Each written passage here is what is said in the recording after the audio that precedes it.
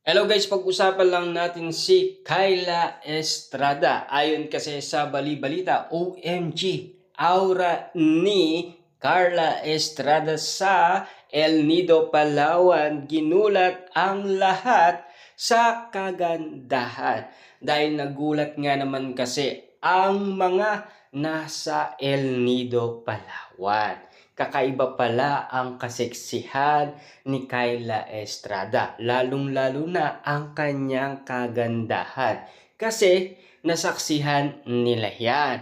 Dati kasi alam nyo naman, 'di ba? Nakabihis sila or naka-costume sila na parang pangsundalo, 'di ba? Kakaiba ang mga napapansin at nakikita ng karamihan. Dahil nga naman kasi tila nagbago ang tingin ng karamihan. Tila mas gumanda daw si Kyla Estrada. Siyempre, alam nyo naman, blooming na blooming sa kagandaan. Papaano nga naman kasi napapakilig ni Daniel Padilla si Kyla Estrada na talagang todong-todong in love na rin siya. Pero, alam nyo naman siguro, no? Na talagang merong gumawa ng way para magkaroon nga naman kasing Daniel Padilla at Kyla Estrada. Sino ba sila? Siyempre, yung mga nakasama ni na Daniel Padilla at Kyla Estrada sa Incognito. Siyempre, yung mga kasama nilang mga artista, di ba? Tinutukso daw si Daniel Padilla kay Kyla Estrada na talagang nilinaw naman sa atin ni Daniel Padilla yun, di ba? Madalas daw siyang tuksohin. Na alam niyo naman siguro, para makatulong yon kay Daniel Padilla para makamove on na siya at kalimutan na ang mga nakaraan.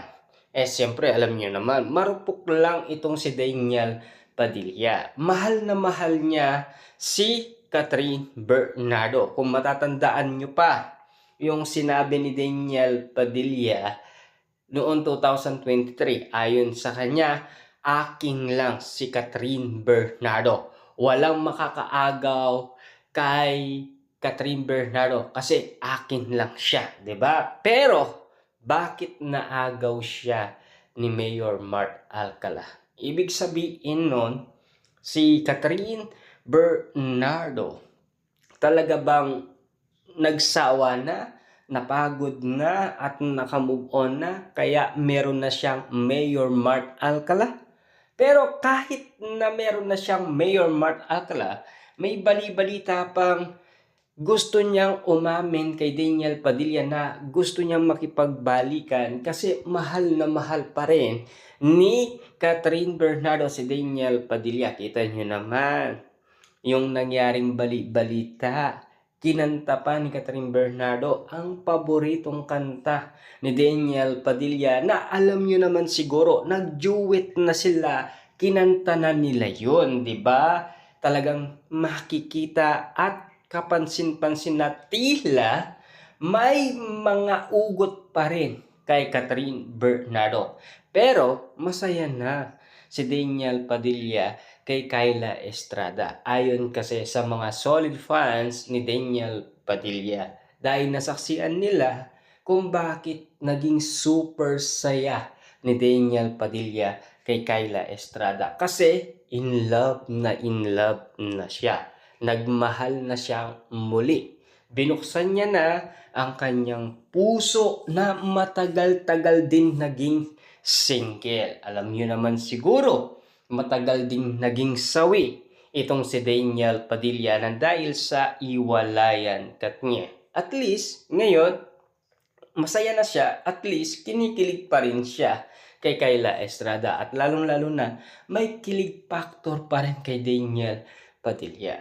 Siguro sa ganitong sitwasyon na napapag-usapan ngayon sa alindog ni Catherine Bernardo at alindog ni Kyla Estrada na tila kinukumpara ang dalawa na mas maganda pa rin daw si Catherine Bernardo at sexy pa rin daw si Catherine Bernardo. Pero ayon naman sa iba, mas maganda si Kyla Estrada. Mas sexy siya at may dating. At isa pa, nasungkit pa niya si Daniel Padilla.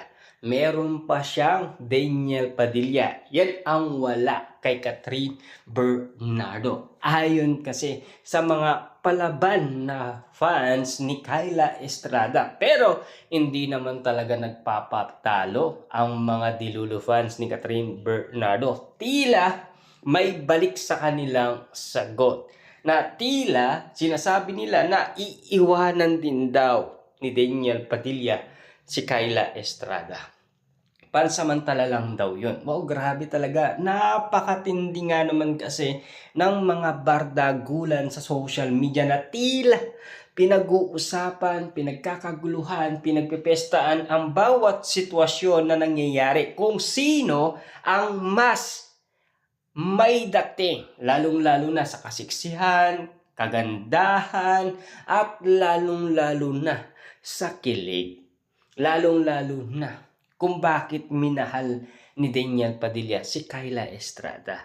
Diba? Dahil meron siyang nakita dito na tila kung bakit nga naman kasi nagustuhan niya. Dahil magaling si Kyla Estrada, dahil nasaksihan din niya ni Daniel Padilla. Kita nyo naman, Best Actress, nakakuha ng award na pwedeng ipagmalaki ni Daniel Padilla. Dahil nakita niya ang usay ni Kyla Estrada pagdating sa aktingan. Ibig sabihin lang yun, ayon sa mga netizens, hindi daw tulad nung isa, pabebe pa rin. Alam nyo ba kung sino ang tinutukoy nila? Si Catherine Bernardo. Kasi hindi pa daw nag-level up ang acting nito. Hanggang ngayon kasi, pabebe pa rin ang acting niya. 'Di ba? Hindi daw tulad ni Kyla Estrada, mas nakikita nila na mas maganda yung acting niya kesa dun sa acting ni Catherine Bernardo. Pero kahit ganyan ang acting ni Catherine Bernardo, naging successful na siya at lalong-lalo na malayo-layo na rin ang nararating niya. Pero alam niyo naman siguro ang sagot ng iba. Sabi nga nila, mas marami ka pang kakainin bigas, Kyla Estrada, dahil sa narating daw ni Catherine Bernardo. Grabe sila, 'di ba? Yung mga bardagulan nila, mga sagot nila sa kani-kanilang idolo na talagang pinaglalaban nila ang kanilang idolo kung sino nga naman kasi ang mas magaling at mas maganda. Siyempre alam niyo naman siguro parehas lang silang maganda. May dating, magaling at sexy pa. Lalong-lalo na Catherine Bernardo na talagang malayo-layo na rin ang nararating niya. Siyempre nagsimula siya sa Once Upon a Time hanggang sa nakikita na natin ngayon si Catherine Bernardo. Na talagang masasabi natin na malayo na ang napuntahan niya sa kanyang career bilang artista, diba? Siyempre, Daniel Padilla nagsisimula pa lamang siya kasi solong-solo